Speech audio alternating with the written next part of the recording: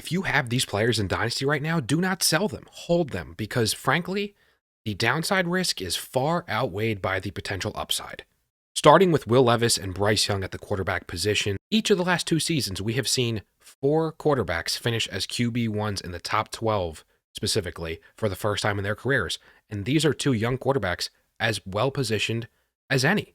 We're talking about with Will Levis, got Brian Callahan there as the new coach. So offensively, you like what that means for the quarterback.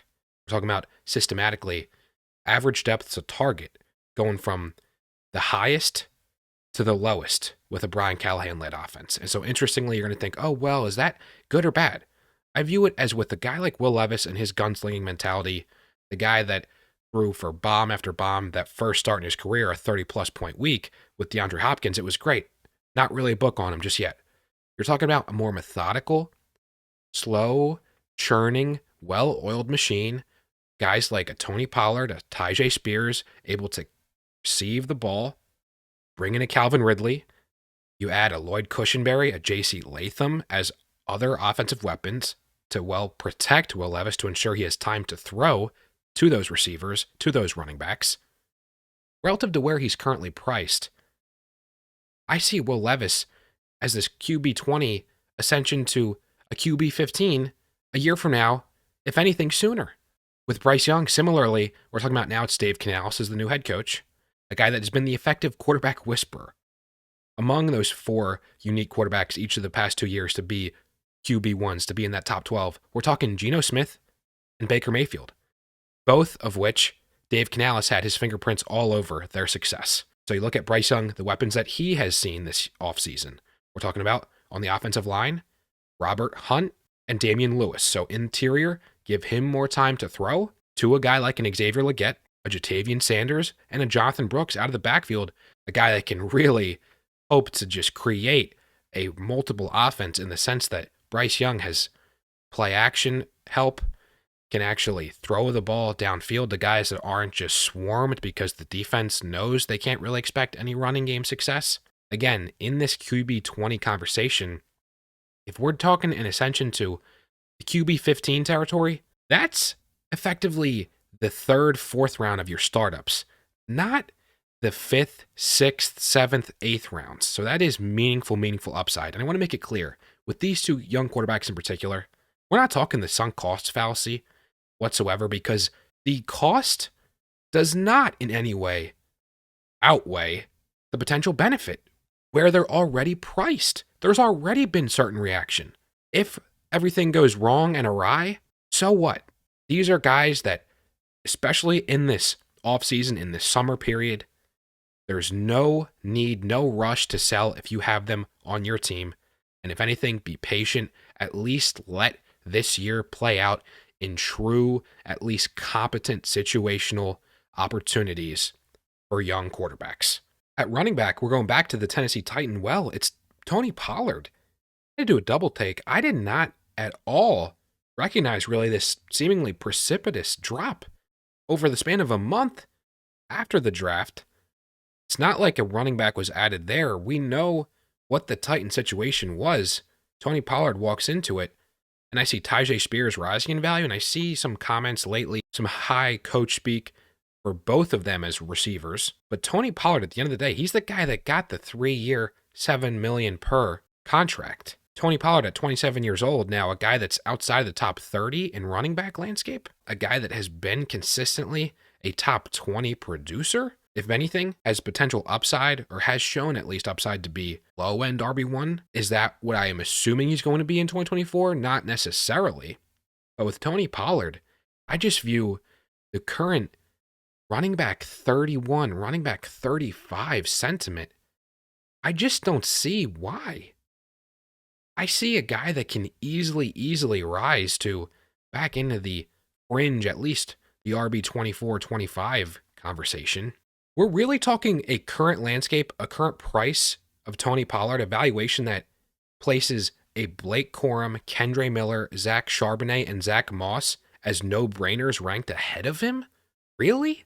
I'm just left scratching my head trying to understand this precipitous relative 10-spot drop off in the RB landscape. I just don't get it. The production, the opportunity, it's there for the taking. I am all for having patience with Tony Pollard right now in Dynasty, as I am with Nick Chubb. Nick Chubb, you're talking RB40 territory, which I know was a gruesome injury. But at the end of the day, guys continue to recover, continue to put in rehab like you've really never seemingly seen. We always hear the reports, wow, completely ahead of schedule. And with Nick Chubb, I am totally not betting against him. And we're talking about a guy that has been consistently that top 12 and RB1. So if you have him in any situation, again, that's what I'm trying to be here with these players I've identified. We're talking about in any situation of your team construction, of your rebuild contention window. Now is not the time to sell Nick Chubb. Oh, Jerome Ford's there. Okay. Nick Chubb, I know there's contractual idiosyncrasies. This might be as very well last year in Cleveland. But so when he's healthy, you're telling me they're not, as a team that is trying to push for the playoffs to make some noise, they're not going to use him to the best of their ability, to the best of his ability, a sturdy, true first, second down back, priced out of RB3 conversation? Come on, just have some patience with Nick Chubb, please. At receiver, we're talking T. Higgins, a guy that's now barely, if anything, a fringe wide receiver 2. When I look at the contract, not resolved just yet. He dealt with injury last year, but he is still a 25-year-old high-end, high-caliber receiver that is bound to get the same type of contract we're seeing a Waddle, a Pittman, a Nico Collins get. So why would you sell at any time before that? We're talking about a guy that is currently positioned 12 spots upwards behind a Devontae Smith in the receiver landscape when it's very comparable situations and relative upsides, high-powered offenses, and if anything, the running game isn't as big of an issue as it is in a Philadelphia. With T. Higgins, we're talking about a guy that eventually is either going to sign the tender for the franchise tag, play 2024, and then they figure out some trade at a later date next offseason. And he gets a bag with maybe the Patriots or some other team where he can possibly be the receiver 1. But the receiver 2, either way, with a Joe Burrow throwing to you. And assuming health, we can't just assume injury. I don't project injury on anyone. That's just a dangerous game, a slippery slope to play in fantasy. With T. Higgins, I just don't get any incentive to sell as a wide receiver 24, 27 in Dynasty. A potential I rise to that fringe top 15 conversation at the receiver position. We're talking a round 2 improvement in startup drafts. Maybe everyone in the Dynasty community has information that I just don't, and that T. Higgins is on the verge of just retiring and holding out forever until he gets a $50 million a year contract. Otherwise, I just don't understand why you would trade away a T. Higgins at this current time. At effectively wide receiver 80, I'm not selling Darnell Mooney right now, a guy that I know the production hasn't really been there in Chicago the last couple of seasons, but they're in Atlanta now as the potential wide receiver 2 in that offense with a Kirk Cousins thrown to you, a guy that has consistently supported multiple receiving weapons. I am all for holding, stashing a Darnell Mooney, regardless of if you're trying to contend or rebuild. I see a path to him being very relevant for your contention in your flex spot, potential wide receiver 3, 30 fringe top 36 conversation. And as a rebuilder, as we play out this summer into the year and we start to see, wow, Kirk Cousins, this Atlanta offense, night and day compared to last year with fantasy terrorist Arthur Smith, we're talking about you being able to capture and sell high on a player like a Darnell Mooney, potentially recoup a second round pick. Darnell Mooney, I know it hasn't been the sexiest of trajectories since that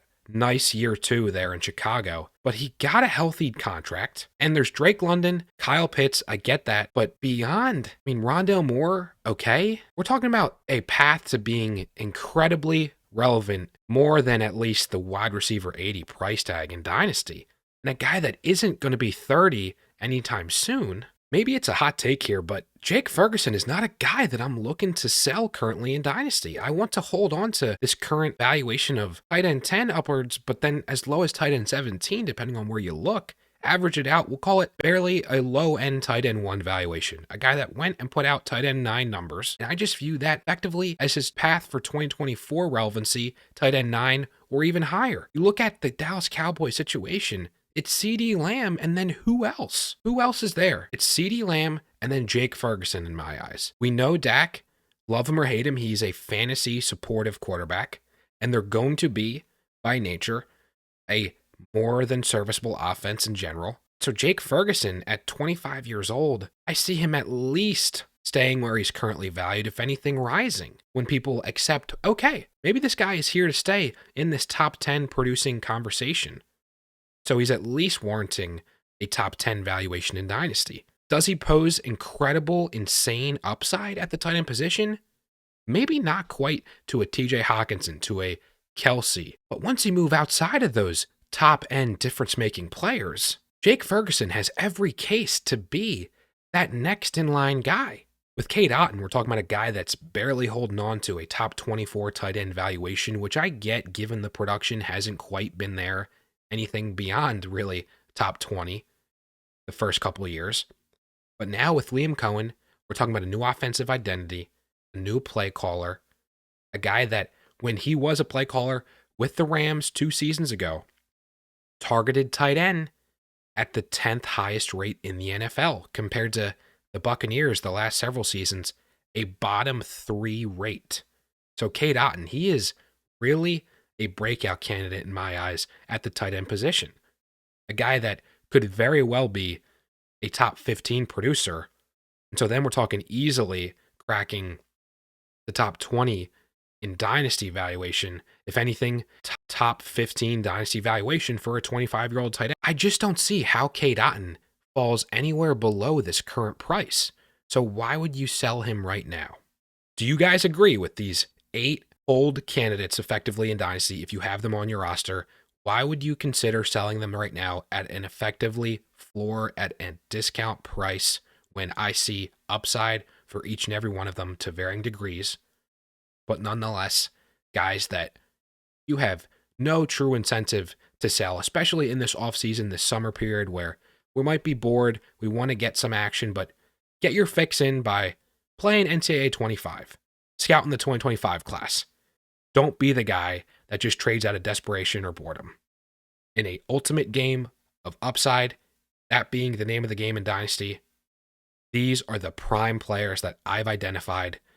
If you agree with them or disagree, let me know why. I will see you guys in the next one. Have a great one.